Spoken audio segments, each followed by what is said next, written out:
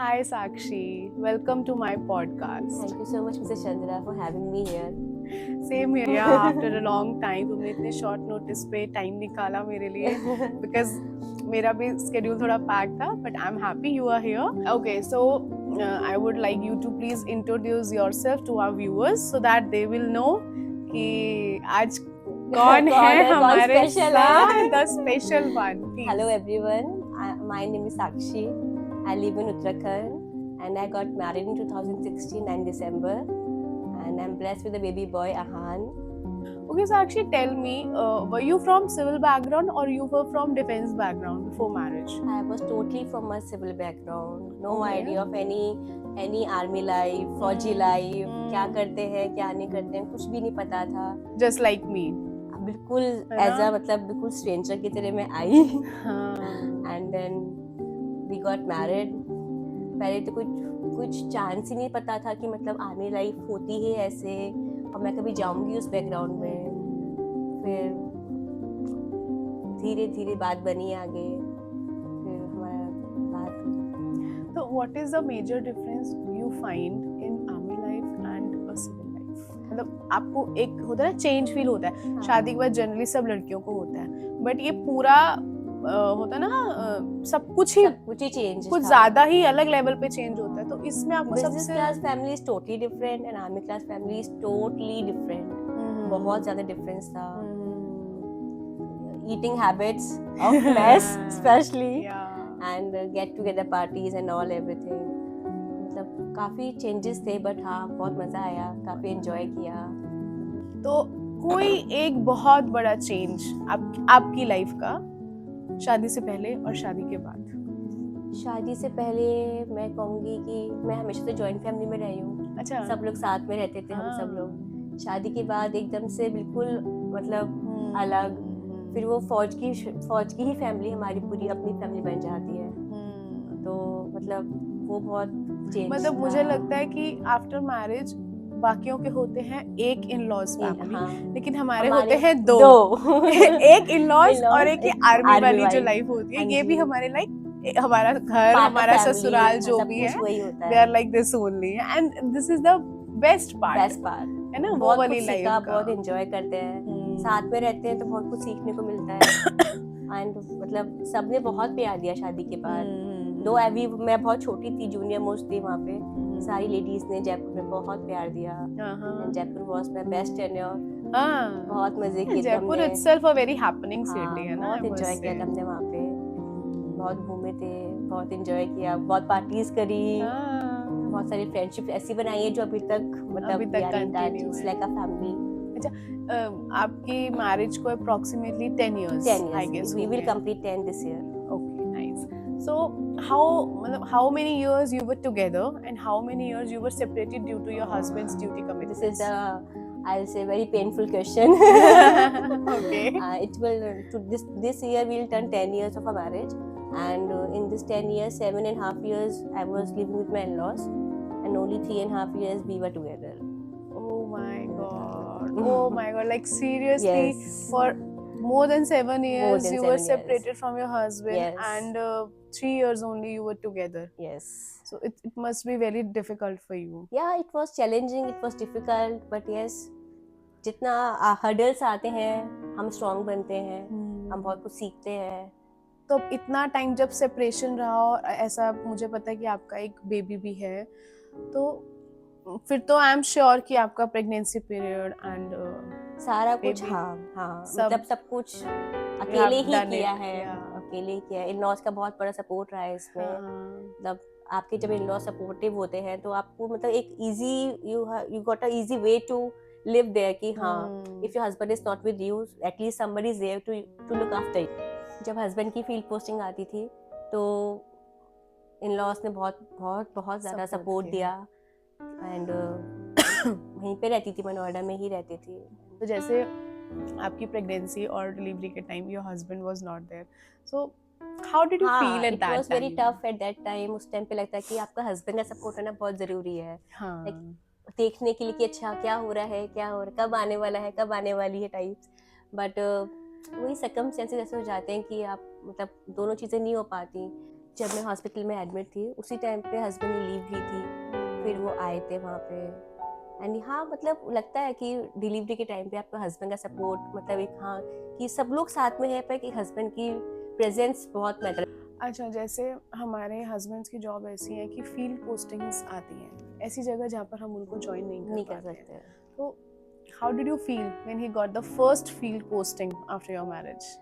It was very मतलब first posting was very painful. आपको पता नहीं होता है कि आपको मतलब कैसे कैसे गो थ्रू करना है, कैसे कैसे रहना है।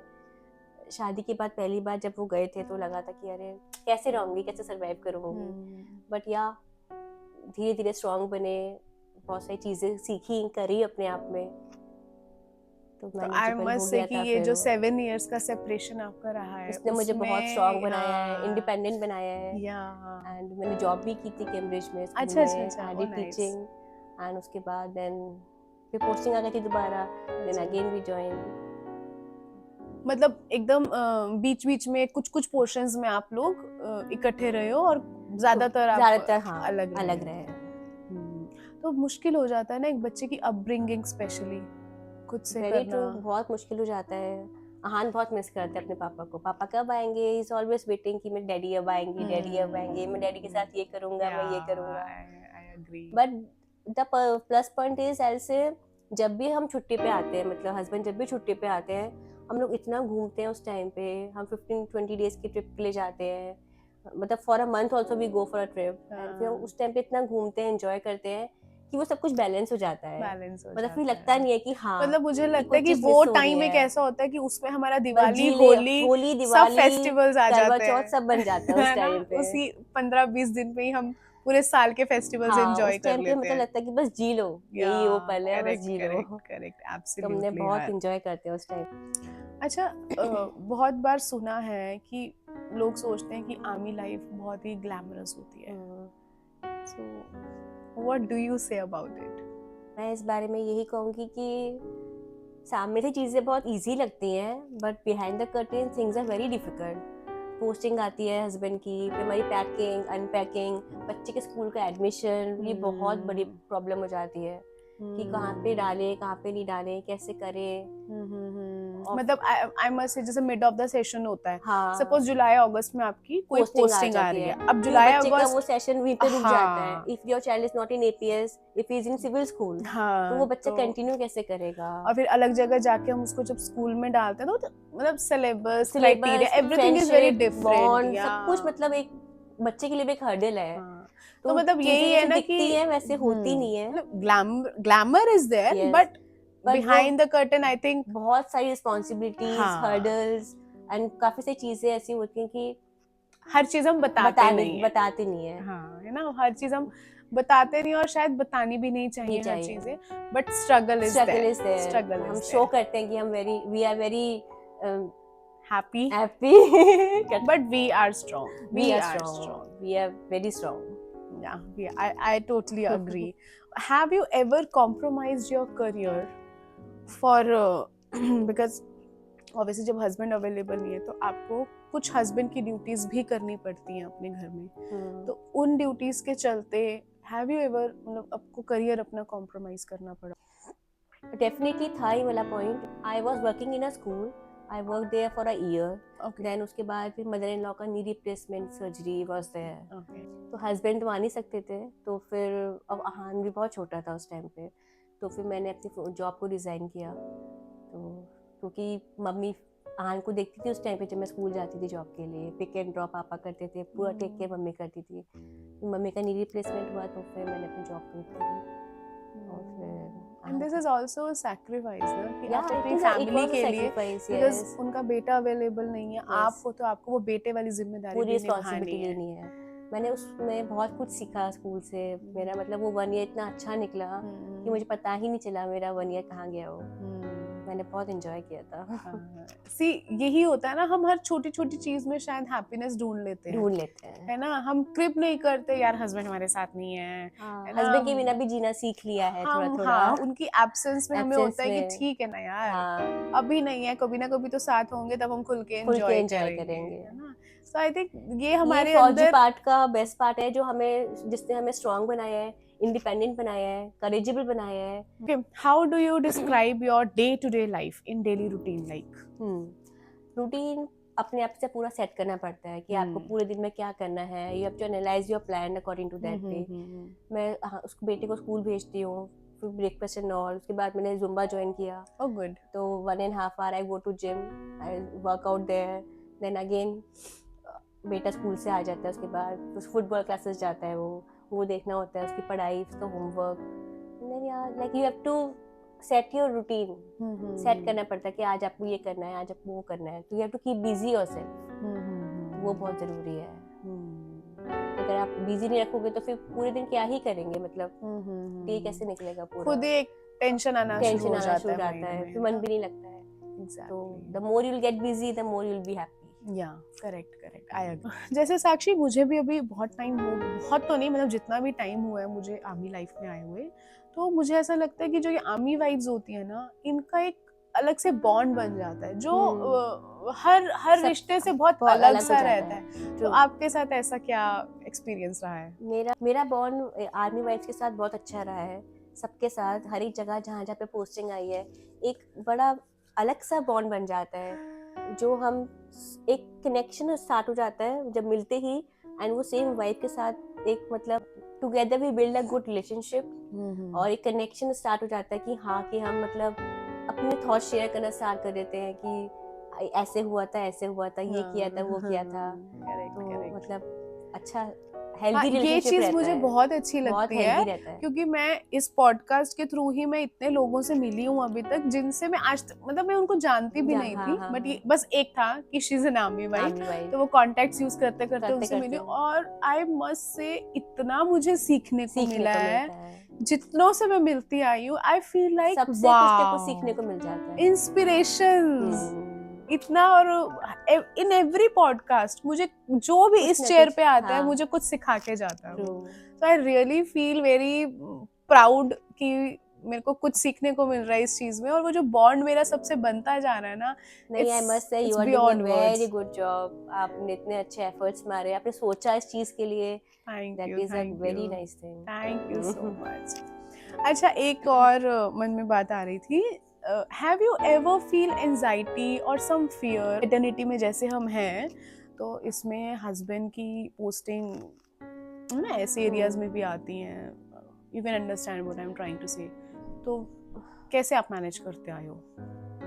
डेफिनेटली फियर एक हमेशा मन में रहता है। जब हस्बैंड की पोस्टिंग बाहर आती है, हाई एलटी में आती है, हाई उसमें आती है, तो लगता है कि और लोग की कॉल आ जाए, कितने दिन बात नहीं होती थी हमारी, नेटवर्क इश्यूज आते थे, तो फिर लगता था कि न्यूज़ पे भी कितना कुछ आ जाता था उस टाइम पे। तो फिर एक दिल में धक धक सी होती थी कि मतलब everything is okay, is there, मतलब कुछ प्रॉब्लम तो नहीं है, सब कुछ सेफ है। घर पे भी पेरेंट्स को शो नहीं कर सकते कि हाँ, कॉल नहीं आई हस्बैंड की, अब बात नहीं हुई, उनको भी स्ट्रॉन्ग दिखाना पड़ता है कि सब कुछ ठीक है, उनकी भी एक एज है, उनको भी हर एक चीज नहीं बता सकते कि क्या क्या चल रहा है। करेक्ट। तो मतलब तो ये चीज जो हमारी जवान्स की वाइफ होती हैं, वो ये चीज कैसे मैनेज करती? हम तो स्ट्रॉन्ग है, वो तो स्ट्रॉन्गेस्ट है, या वो हमसे भी ज्यादा स्ट्रॉन्ग है, उनके मतलब हस्बैंड सबसे आगे रहते हैं हर एक चीज में, तो उनसे ज़्यादा स्ट्रॉन्ग तो कोई है ही नहीं। तो मुझे भी यही लगता है कि हम एक दूसरे से तो बहुत कुछ सीखते हैं, लेकिन उनसे जो हमने सीखा है, सीरियसली वो हमें एक अलग ही तरह की एम्पावरमेंट देते हैं, बहुत पावर देते हैं, बहुत मतलब एक स्ट्रॉन्ग फीलिंग आती है कि हाँ। जब भी उनसे हम जैसे फैमिली स्टेशन में जब थे मिलते थे, दे आर सो एंथू हर चीज के लिए, लेवल इज ऑलवेज हाई। मतलब आप अपना काम जो भी आपको काम करना है, आप उन पे ऐसे छोड़ सकते हो, और वो पूरी डेडिकेशन से वो काम करते हैं। तो आई थिंक हम सबसे ज्यादा उनको रिस्पेक्ट हम करते हैं कि जिस तरह से वो अपनी फैमिली और सब मैनेज करते हैं, और उनके हस्बैंड इतना टाइम से दूर रहते हैं। बट वो फिर भी कितनी खुश रहती है। They always have a smile on their face. किसी चीज के लिए, किसी काम के लिए बोल दीजिए, एकदम कर देते हैं, एकदम कर देते हैं। या they are also inspiration for us. या आई थिंक हमें एक दूसरे को थोड़ा सा एम्पावर करते हैं, वो हमें कर देते हैं, और वो पता नहीं कहाँ से इतनी शक्ति लाते हैं अपने अंदर। Seriously they are very strong. Is your identity limited to army wife और इट एक्सपांड्स? मुझे लगता है भगवान ने चुन चुन के मतलब बता रखा है कि सिर्फ ये लेडीज ही बन सकती हैं आर्मी वाइफ्स। तो हमारे अंदर शायद कुछ एक अलग सा फीचर फिट कर दिया है। हाँ, कि यही है जो स्ट्रॉन्ग बन के रह सकती है। यही है जो हर चीज कैरी कर सकती है, अकेले सब कर सकती है। हर एक कोई नहीं कर सकता ये सब चीजें। हाँ। तो मतलब भगवान ने सोच समझ के भेजा है सबको अपने अपने उनके पास। मुझे लगता है जो हमारे शोल्डर्स में इनविजिबल रैंक्स हैं, ये इतनी पावरफुल हैं कि हम अपने स्ट्रगल्स और रिस्पॉन्सिबिलिटीज को साथ लेके चलते हैं। हमारी आइडेंटिटी लिमिटेड नहीं रहती, एक्सपेंड ही हो जाती है।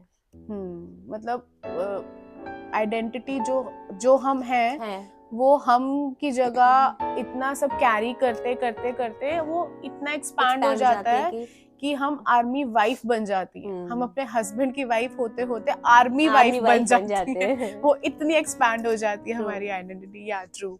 सो any message for our future army wives जो धीरे धीरे ज्वाइन कर रही है इस पैटर्निटी को, उनके लिए एक छोटा सा मैसेज? उन सबके लिए सिर्फ एक यही मैसेज है कि कम विद हाई जोश, कम विद हाई जोश, या एंड बी स्ट्रांग। हर्डल्स आते जाते रहेंगे, you have to be strong and be prepared कि आपको अपने हस्बैंड की रिस्पॉन्सिबिलिटी भी संभालनी है, उनको भी आगे अच्छे से मतलब सपोर्ट करना है। सब कुछ आपको एक प्लेटर में मिलेगा, उसमें बहुत सारी रिस्पॉन्सिबिलिटीज आती है, उसको आप कैसे आगे लेके चलते हैं, तो वो भी बहुत इम्पोर्टेंट है। उसके लिए पहले एक माइंडसेट लेके करना पड़ेगा, that you have to be very strict to that thing. Thank you for coming here again, for having me here. Same here. मुझे बहुत अच्छा लगा यार, तुमने टाइम निकाला और तुम आए, बिकॉज मुझे पता है मैंने कितने शॉर्ट नोटिस में तुम्हें बुलाया है। Not at all. बहुत अच्छा लगा। Same and meeting after such a long time. Yeah, exactly. So thank you so much guys, आपने ये पॉडकास्ट देखा। आई होप आपको अच्छा लगा होगा। Please like, share, follow and comment. और अगर आपको लगता है कि इसमें मैं कुछ और इम्प्रोवाइजेशन कर सकती हूँ या कुछ आप फीडबैक देना चाहें, please feel free to comment in the comment section. Thank you so much. जय हिंद।